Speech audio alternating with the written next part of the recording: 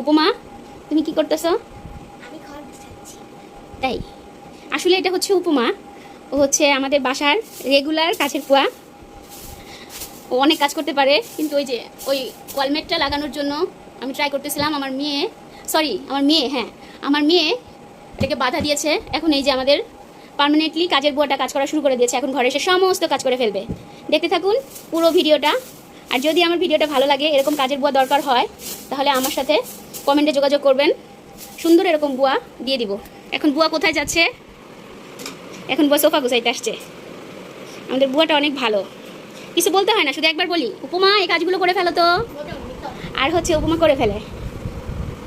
সে অনেক সুন্দর কাজ করতে পারে, বুঝতে হবে না পার্মানেন্টলি কাজের বুয়া। এই ঘরটাও গুছিয়ে চলে গেছে, আমি দেখিনি, আগে চলে আসছিল এই ঘরে। তার মানে এখন আমার বুয়া ঘর ঝাড়ু দিবে। এই যে,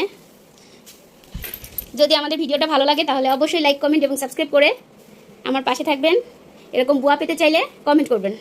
বুয়ার কাজ দেখাতে দেখাতে আমি এখানে ভাত বসিয়ে দিয়েছি, এখানে ডাল সিদ্ধ দিয়েছি।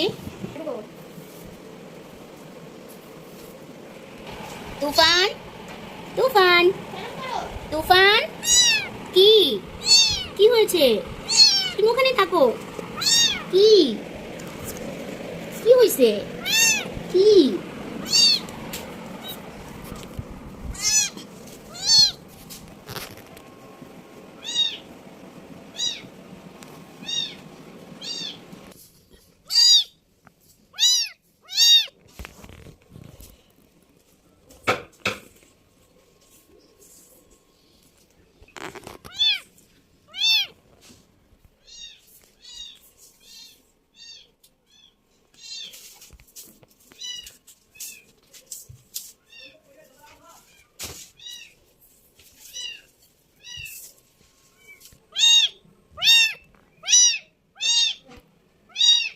তুফান,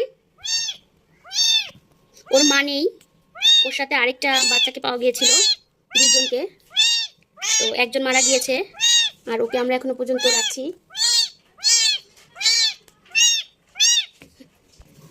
এই যে তুফান হচ্ছে এইভাবে দুধ খায়। যে তুফানের জন্য সবাই দোয়া করবেন, যেন তুফানকে আল্লাহ হায়াত করে। ওর মাকে খুঁজছি অনেক, ওকে ছেড়ে দিয়ে রাখি যেন চিল্লাচিল্লি তোর মা আসে, কিন্তু দুর্ভাগ্য যে ওর মা আসে না। আমাদের বাসার পাশে থেকেই পাওয়া গিয়েছে ওকে। এখনও এই ফিডার খেয়ে বেঁচে আছে।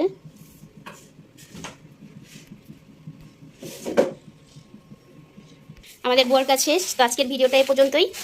আল্লাহ হাফিজ।